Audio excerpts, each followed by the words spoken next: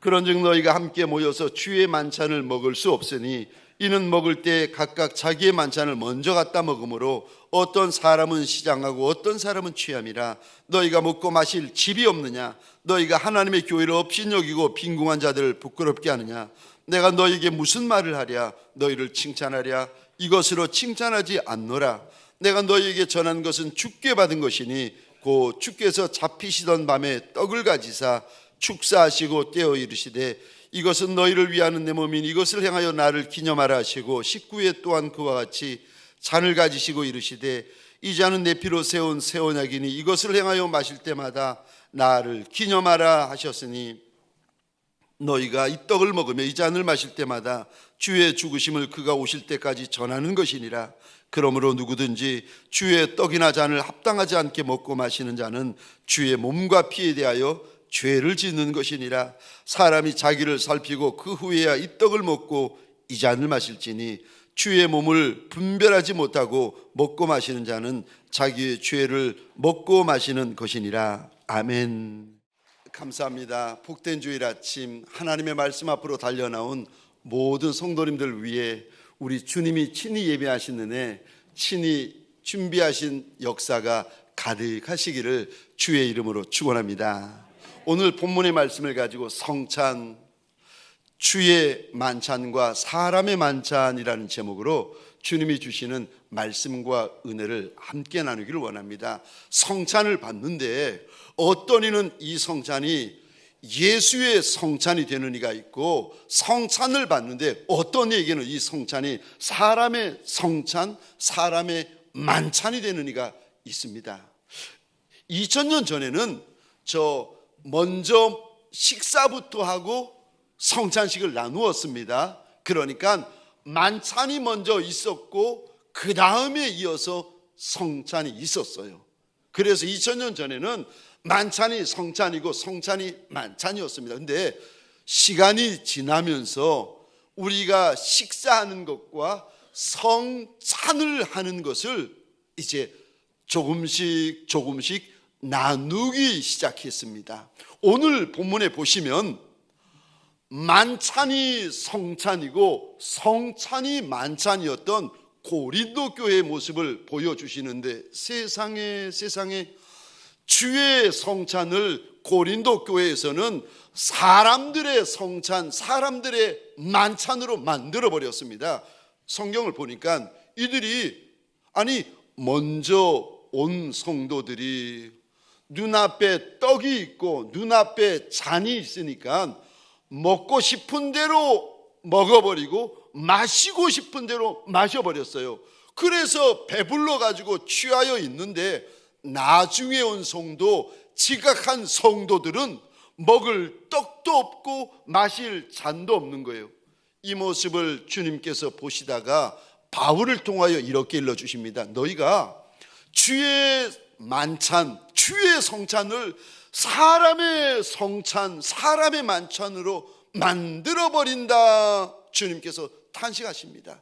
사랑하는 성도님들에게 소원합니다. 이 성찬이 예수의 성찬되고 이 만찬이 예수의 만찬되어지는 복이 있으시기를 주의 이름으로 축원합니다. 이게 사람의 것이 아니라 예수의 성찬, 예수의 만찬이 되려면 24절 이 단어 보시겠습니까? 이 단어입니다. 나를 기념하라. 또 25절 보시겠습니까? 나를 기념하라. 기념하다라는 원어의 뜻은 다시 기억하다, 다시 회상하다라는 뜻입니다. 떡을 받을 때에, 잔을 받을 때에 다른 사람 기억하는 것이 아니라 예수 그리스도를 다시 기억하라는 것입니다. 그러면 이 떡, 이 잔은 주의 성찬이 된다고 일러주십니다. 예수의 무엇을 기억해야 됩니까? 첫 번째로 예수 십자가를 기억하라고 일러주십니다. 예수 십자가의 사건이 2000년 전의 사건입니다. 그러다 보니까 시간이 지나고 세월이 흘러서 우리가 동일한 예수를 나의 주 나의 하나님이라 믿고 고백은 하고 있지만, 마음에 2000년 전 골고다 십자가 사건이 지나간 사건이 되고 빛이 바랜 사건이 되고 과거의 사건이 되어진 분들이 있습니다. 그러면 안 된다는 거예요. 시간은 지나고 세월은 흘렀지만 이 십자가가 저와 여러분들에게 여전히 오늘 내 눈앞에 생생히 벌어지는 사건이 되셔야 됩니다. 이 십자가의 예수의 보혈이 눈앞에 분명한 보혈이 되어지고 생생한 보혈이 되어지시기를 주의 이름으로 축원합니다. 잊어버리면, 이게 과거의 사건이 되어버리면 저와 여러분들 생명을 잃어버리게 됩니다.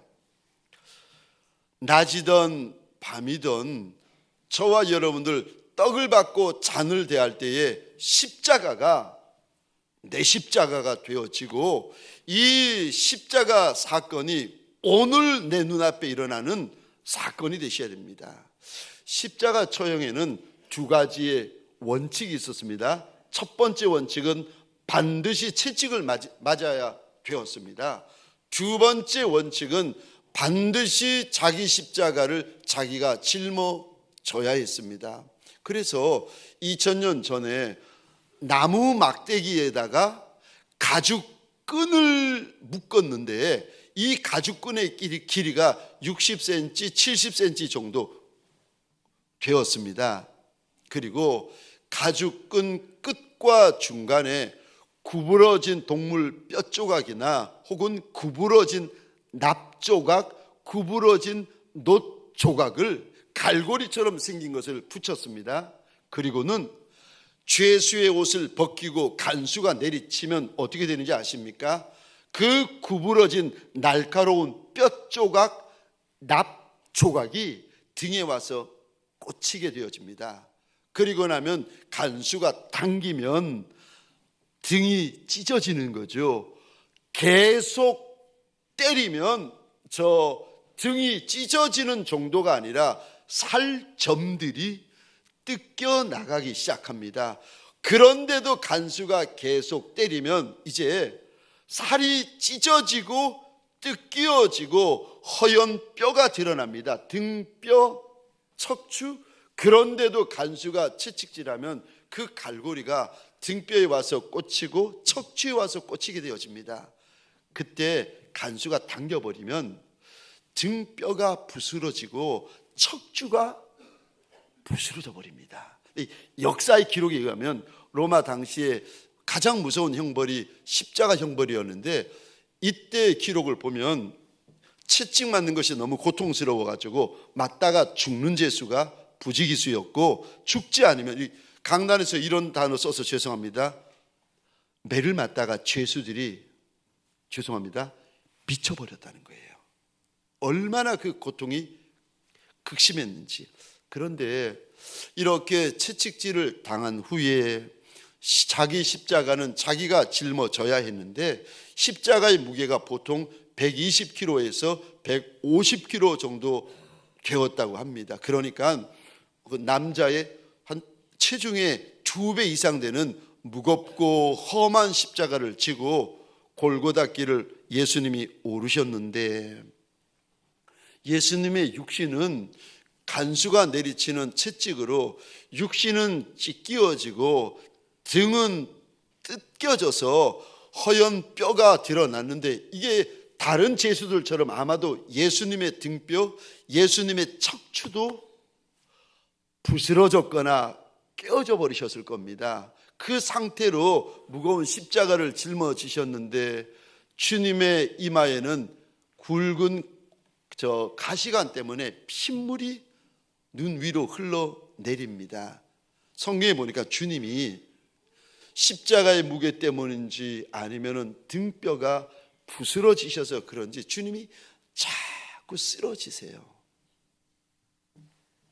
그리고는 골고다 언덕 십자가 위에서 사람들의 조롱, 사람들의 비웃음, 사람들의 침뱉음 속에서 주님이 조용히 숨을 거두십니다.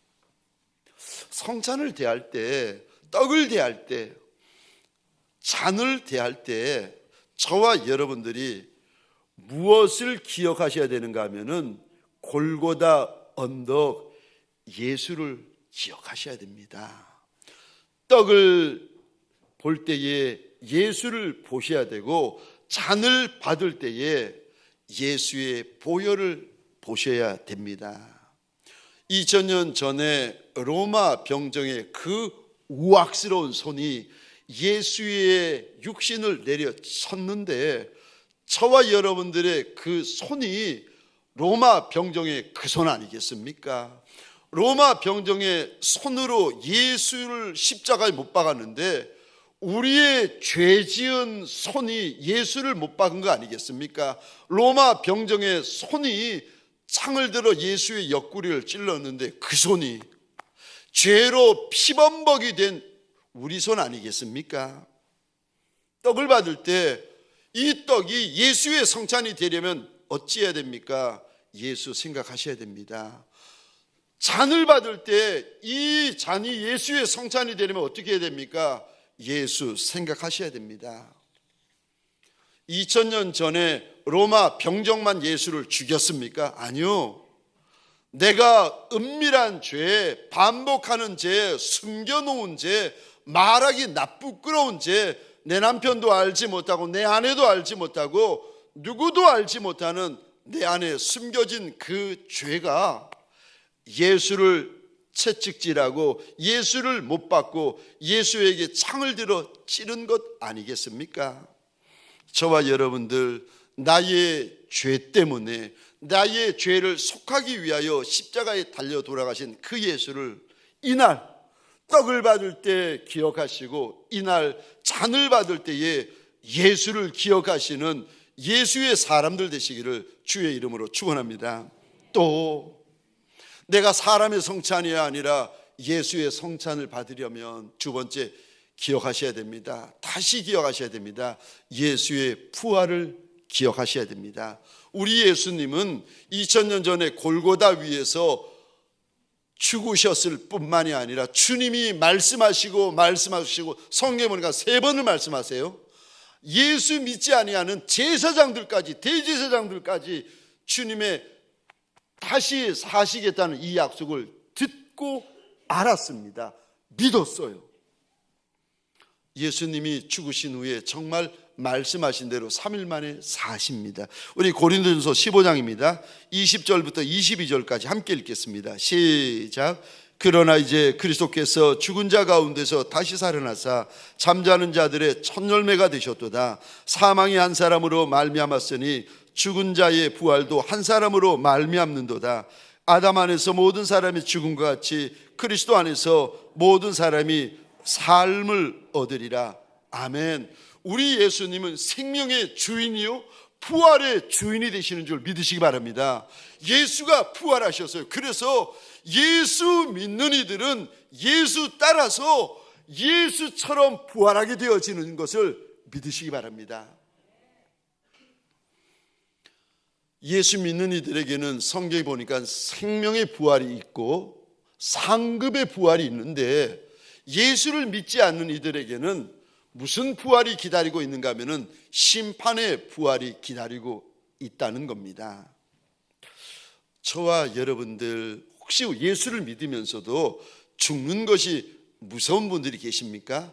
무덤에 들어가는 것이 두려운 분이 계십니까? 아니요. 절대로 그러지 마세요. 우리에게는 약속이 있습니다. 그래서 계시록에 보면 죽는 것도 복이지만 저 예수 믿는 이들에게는요, 사는 것도 복이지만 주님이 뭐라고 말씀하시는가 하면 예수 믿는 이들에게는 죽는 것도 복되다 말씀하세요. 왜요? 약속이 있는 죽음이니까. 약속이 있는 죽음은 아름다운 죽음입니다. 예수 죽음이 내 죽음 되고 예수 부활이 내 부활 되어지는 믿음이 있고 고백이 있고 확증이 있는 성찬식 되시기를 주의 이름으로 축원합니다. 세 번째, 성찬이 사람의 성찬이 아니라 주의 성찬이 되려면 세 번째입니다. 주를 기억하라고 하시는데 무엇을 기억하라는 말씀입니까? 주의 재림을 기억하셔야 됩니다. 우리 주님은 2000년 전에 오신 주님이실 뿐만이 아니라 우리 주님이 이 땅을 떠나시면서 제자들에게 다시 온다, 다시 온다, 주님 다시 오시겠다고 약속을 하시는데, 저 26절 말씀입니다. 오늘 본문 26절입니다. 함께 읽겠습니다. 시작. 너희가 이 떡을 먹으며 이 잔을 마실 때마다 주의 죽으심을 그가 오실 때까지 전하는 것이니라. 아멘. 성찬을 언제까지 하라고 주님께서 바울을 통하여 일러주시는가 하면은 예수가 재림하시는 그때까지 성찬을 계속하라고 일러주세요. 주님께서 26절에 우리에게 일러주시는 것이 주님의 죽으심만이 있는 것이 아니라 주님의 다시 오심도 있다고 일러주십니다. 그러니까 떡을 받고 잔을 받을 때 저와 여러분들의 마음에 주의 재림을 기대하는 마음이 있어야 된다는 거예요. 성찬을 참여할 때에 예수의 십자가만 기억하는 것이 아니라 주님의 부활과 승천만 기억할 것이 아니라 영광스러운 재림을 사모하시기를 주의 이름으로 축원합니다. 그리고요, 주님의 초림을 준비하였던 이들이 있었던 것처럼 예수의 다시 오시는 재림을 준비하는 저와 여러분들, 예수의 착하고 충성된 종들이 되시기를 주의 이름으로 축원합니다. 입술로 예수의 재림을 준비하십시다. 마음으로 준비하십시다. 사랑으로 준비하십시다. 순종으로 예수의 재림을 준비하십시다. 충성으로 예수의 재림을 준비하십시다. 찬송으로 예수의 재림을 준비하십시다. 기도로 예수의 재림을 준비하십시다. 예배로 우리 주인 예수의 재림을 준비하는 지혜로운 다섯 처녀들이 되시기를 주의 이름으로 축원합니다. 그래서 계시록 22장 7절입니다. 보라, 내가 속히 온다. 12절 보시겠습니까? 보라, 내가 속히 온다. 20절 말씀 우리 함께 읽겠습니다. 시작. 이것들을 증언하신 이가 이르시되 내가 진실로 속히 오리라 하시거늘 아멘. 주 예수여 오시옵소서. 아멘, 아멘. 여러분, 예수님은 다시 오시되 어떻게 다시 오신다고 말씀하시는가 하면은 반드시 다시 오십니다. 속히 다시 오십니다. 진실로 다시 오십니다. 주의 다시 오심을 아는 저와 여러분들에게 소원합니다. 주의 재림을 준비하고 예비하는 종들이 되시기를 축원합니다. 마지막 네 번째로, 성찬을 받을 때에 주의 성찬으로 받으려면 마지막 네 번째입니다. 자신을 살피라고 하십니다. 내 죄, 내 허물을 살펴야지. 아니, 다른 이의 죄, 다른 이의 허물, 다른 이의 약함만 알고 있으면, 그렇게 잘 알면 뭐 하겠습니까? 나의 죄에 대하여 주님 앞에 자복해야 되지 않겠습니까? 27절, 28절, 29절 제가 혼자 읽겠습니다. 그러므로 누구든지 주의 떡이나 잔을 합당하지 않게 먹고 마시는 자는 주의 몸과 피에 대하여 죄를 짓는 것이니라. 사람이 자기를 살피고 그 후에야 이 떡을 먹고 이 잔을 마실지니. 29절은 함께 읽겠습니다. 시작. 주의 몸을 분별하지 못하고 먹고 마시는 자는 자기의 죄를 먹고 마시는 것이니라. 아멘. 이제 곧 떡을 받고 잔을 받게 될 터인데, 이거 받기 전에 자신 먼저 살피라는 겁니다. 그래서 내 안에 숨겨진 죄, 숨겨진 음란, 숨겨진 부정함, 숨겨진 악함들, 이거 주님 앞에 숨기지 말고 주님 발 앞에 내어놓고 자복하고 회개한 연후에 이 잔을 받고 이 떡을 받으라고 일러주십니다. 그러지 않으면 이 떡을 먹고 이 잔을 마시는 것이 마치 죄를 먹고 마시는 것과 같아서, 이 떡을 먹고 이 잔을 마시면 마실수록 그 인생이 약하여지고 그 인생이 병들고 그 인생이 죽는다는 거예요. 받기 전에 회개부터 하시는 저와 여러분들 되시기를 소원합니다.